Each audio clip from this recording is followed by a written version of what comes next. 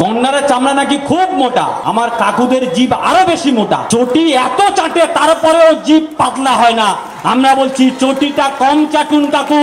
SFI এর সঙ্গে পাঙ্গা নিয়েন না, এসএফআই এর সঙ্গে পাঙ্গা নিলে এসএফআই চাঙ্গা হয়। যে পুলিশ ভাইপোর বালি চুরির টাকা, পার্থর চাকরি চুরির টাকা গ্রিন করিডোর করে কলকাতাতে নিয়ে আসে, ওই পুলিশের পারমিশন নেব? কোনো পারমিশন নেব না। চাপ্পা চাপ্পা গুঞ্জ ওঠেগা ইনকিলাব কি নারসে।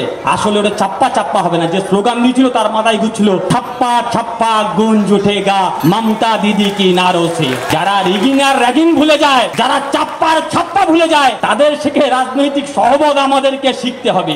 সবাইকে এসএফআই পশ্চিমবঙ্গ রাজ্য কমিটির পক্ষ থেকে সংগ্রামী অভিনন্দন জানাচ্ছি। অভিনন্দন জানাচ্ছি এই কারণে, গতকাল রাত থেকে পুলিশ বলেছিল পারমিশন দেবে না। আমরা পুলিশকে বলেছি আমরা এসএফআই কারোর কাছে পারমিশন চাই না, আমরা সমাবেশ করব, ওখানেই সমাবেশ করব। আর আপনাদের যদি হিম্মত থাকে সমাবেশ 1 মিনিটের জন্য হলেও বন্ধ করে দেখান। আপনারা প্রমাণ করেছেন এসএফআই এর সমাবেশের আটকানোর হিম্মত ওই পুলিশের নেই। কোন পুলিশের থেকে পারমিশন নেব? যে পুলিশ ভাইপোর বালি চুরির টাকা, পার্থর চাকরি চুরির টাকা গ্রিন করিডোর করে কলকাতাতে নিয়ে আসে, ওই পুলিশের পারমিশন নেব? কোন পুলিশের পারমিশন নেব? যে পুলিশের ঢিলছোড়া দূরত্বে একটা ছেলের নগ্ন শরীর উপর থেকে নিচে পড়ে আছে, সেই শরীরটাকে সামনে রেখে একদল লোক জিবি করতে ব্যস্ত, আর সেখান থেকে এসএফআই কে কি করে ফাঁসানো হয় তার ব্লুপ্রিন্ট তৈরি করতে ব্যস্ত। সেই ঢিল ছোড়া দূরত্বে পুলিশ দাঁড়িয়ে আছে, পুলিশ দেহটাকে উদ্ধার করতে পারলো না, সেই পুলিশের পারমিশন আমরা নেব?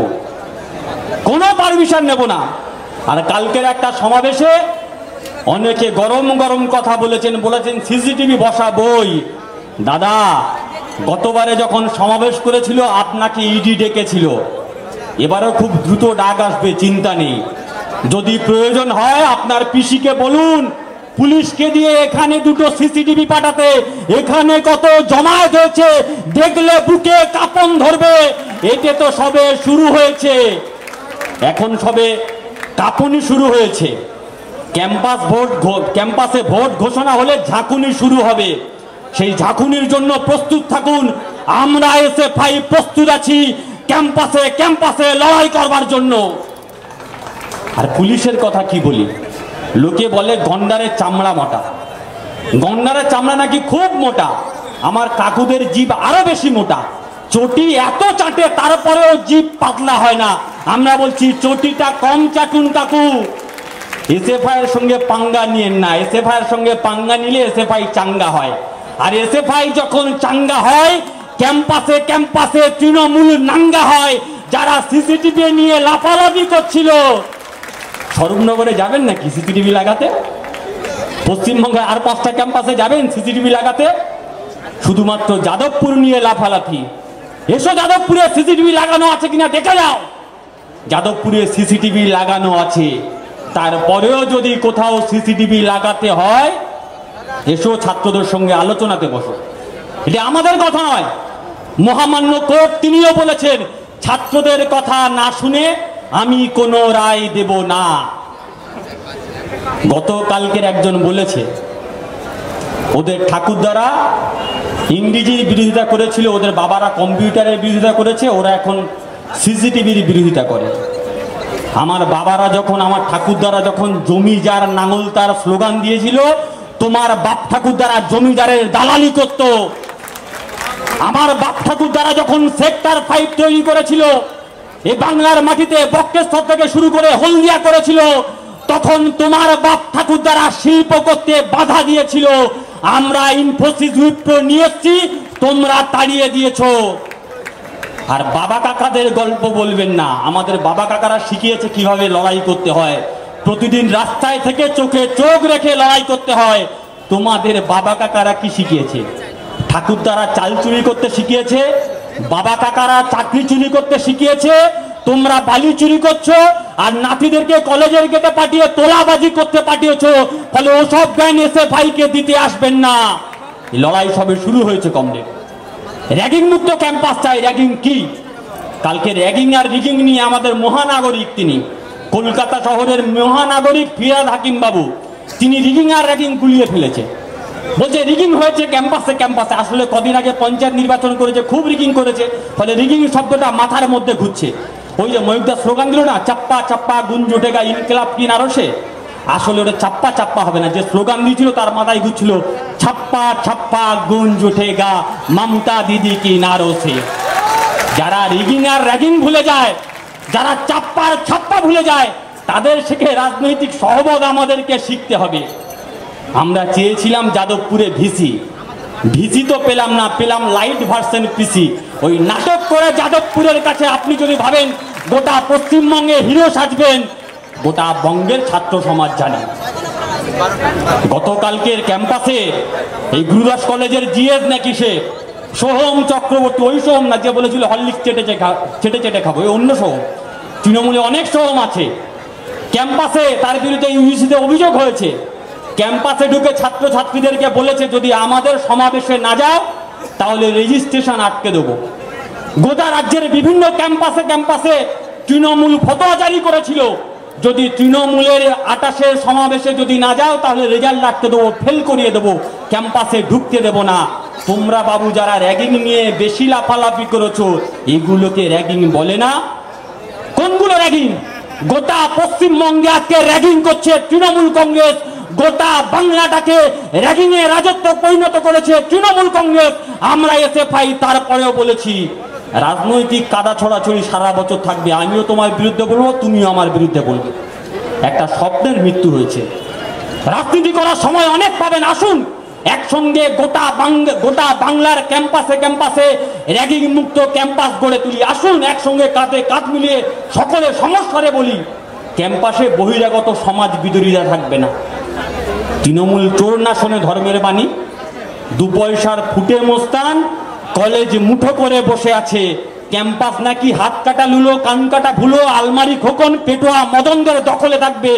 যার মাথার মাঝখানটা চকচক করছে আর দুদিকে চুল, সে নাকি ছাত্র নেতা। কালকে দেখেননি সমাবেশে যিনি সঞ্চালনা করছিলেন, কোন অ্যাঙ্গেলে ছাত্র মনে হয়? ছাত্রদের সমাবেশ, ছাত্র নেতারা 2 জন বলছে 3 জন বলছে, বাদ বাকি সব ভুলিয়ে বলছে। ফলে ছাত্র আন্দোলন এসএফআই কে শেখাতে আসবে না। এ বাংলার মাটিতে আমাদের সামনে কঠিন চ্যালেঞ্জ, 2টো লড়াই। গতকালকে রাজ্যের মুখ্যমন্ত্রী বলেছেন, এসএফআই এর চাপের কারণে বলেছেন, এই কলেজে ছাত্র সংসদ নির্বাচনের দাবিতে এখানে সুদীপ্ত গুপ্তের ছবি আছে। আমার ভাই সুদীপ্ত গুপ্ত প্রাণ দিয়েছিল, সৈফুদ্দিন মোল্লারা প্রাণ দিয়েছিল। ফলে বাংলার মাটিতে কলেজ ছাত্র সংসদ নির্বাচনের দাবিতে এসএফআই প্রথম দিন থেকে লড়াই করেছিল। সেই লড়াইয়ের ফসল গতকাল রাজ্যের মুখ্যমন্ত্রী বলেছেন ছাত্র সংসদ নির্বাচন পুজোর পরে করতে পারে। এই মনসার বামাতে পুজো দেওয়ার মতো অবস্থা। আমরা বলছি আপনি দেবেন কি না দেবেন জানি না, আমাদের বাপ ঠাকুর দ্বারা শিখিয়েছে কিভাবে চোখে চোখ রেখে অধিকার ছিনিয়ে নিতে হয়। আপনি না দিলেও আমরা অধিকার ছিনিয়ে নেব। আর তার সঙ্গে মুখ্যমন্ত্রী বলেছে, পেছনের দিকে তাকিয়ে, কাউন্সিলর তোমরা যারা বসে আছো তোমাদের দায়িত্ব নিতে হবে ছাত্র সংসদ নির্বাচনে। কেন কাউন্সিলররা দায়িত্ব নেবে কেন? ছাত্রদের নির্বাচন হবে, ক্যাম্পাসে ক্যাম্পাসে ছাত্ররা থাকবে, কাউন্সিলররা কেন থাকবে? যে পুলিশ আজকে আমাদের মিটিং এর পারমিশন দেননি। ভালো করে খোঁজ নেবেন, তাপস চৌধুরীর কথা মনে আছে? গার্ডেন নিচে ওই শম্ভুনাথ কাউনা বাছুর ছিল তৃণমূলের কাউন্সিলর, তার নেতৃত্বে গুলি চলেছিল, তারপরে ছাত্র সংসদ নির্বাচন বন্ধ হয়ে গেছিল। আবার যদি আপনি রাজ্যের মুখ্যমন্ত্রী যদি মনে করেন বহিরাগতদের দিয়ে, বহিরাগত গুন্ডাদের দিয়ে আর পুলিশকে দিয়ে ক্যাম্পাস দখল করবেন, আমরা এসএফআই সভা থেকে বলতে চাই উই আর রেডি, আমরা তৈরি আছি, এসো ক্যাম্পাসে দেখা হবে। 10 দিন সময় দিয়েছিলাম, 10 দিনের মধ্যে আজকের আমরা এই সভা করেছি। ওরা 1 বছর সময় নিয়ে ওই সভা করেছে। যারা 10 দিনের কলে এই সভা করতে পারে তারা 10 দিনের কলে ক্যাম্পাসেও লড়তে পারে। যদি ক্যাম্পাসে নির্বাচন হয়, লোকে বলে না 2020 খেলা হবে, প্রথম প্রেসিডেন্সিতে 6 মারবো, যাদবপুরে আরো বড় 6 মারবো, কলকাতা ইউনিভার্সিটিতে গেলে সোজা 4 মারবো। আর পশ্চিমবঙ্গের অন্য কলেজগুলোতে ঢুকলে তৃণমূলকে খুঁজে পাওয়া যাবে না। যদি হিম্মত থাকে ক্যাম্পাসে ক্যাম্পাসে নির্বাচন করে দেখাও। ফলে আমাদের সামনে কঠিন লড়াই নির্বাচন করা। মাথার ঘাম পায়ে ফেলে বুক দিয়ে ক্যাম্পাস রক্ষা করতে হবে। ক্যাম্পাস রক্ষা করা হচ্ছে এখন আমাদের মূল কর্তব্য। আর দ্বিতীয় কাজ হচ্ছে কঠিন কাজ। এই বাংলার মাটিতে, ভারতবর্ষের মাটিতে যে নরেন্দ্র মোদীর সরকার আছে, মুজফ্ফরনগরের ঘটনা আপনারা সবাই জানেন। একজন ছাত্র স্কুলে পড়ে, বাচ্চা ছেলে, মুসলমান বলে ছাত্রটাকে তার দিদিমণি অন্য ধর্মের ছাত্রদের দিয়ে চড় মারাচ্ছে। এই ভারতবর্ষে মহারাষ্ট্রে মুসলমান বলে একজন অফিসার, তিনি গুলি করে মারছেন অন্য অফিসারকে, অন্য যাত্রীদেরকে, আর বলছে ইহা পে যোগী আর মোদী কা রাজ চলেগা। এই ভারতবর্ষের মাটিতে হরিয়ানাতে হিন্দু মুসলিমের নামে বিভেদ করে, যেখানে কয়েক বছর ধরে শান্তিপূর্ণভাবে হিন্দু মুসলিম একসঙ্গে সহাবস্থান করত, সেইখানে দাঙ্গার রং লাগিয়ে রুটি শেখার চেষ্টা করছো তোমরা। আমাদের দ্বিতীয় লড়াই হচ্ছে বাংলা থেকে তৃণমূল মুক্ত করতে হবে, আর ভারত থেকে বিজেপি মুক্ত করতে হবে। এই লড়াই ছাত্রদেরকে নিতে হবে, সেই লড়াই নিয়ে এগিয়ে যাবেন কমরেড। इस धरती पे बहते हुए और लहू के हर एक कतरे का मैं हिसाब मांगता हूँ।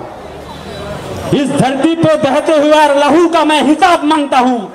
अब मुझे गुलाब नहीं, मैं इनकलाब मांगता हूँ।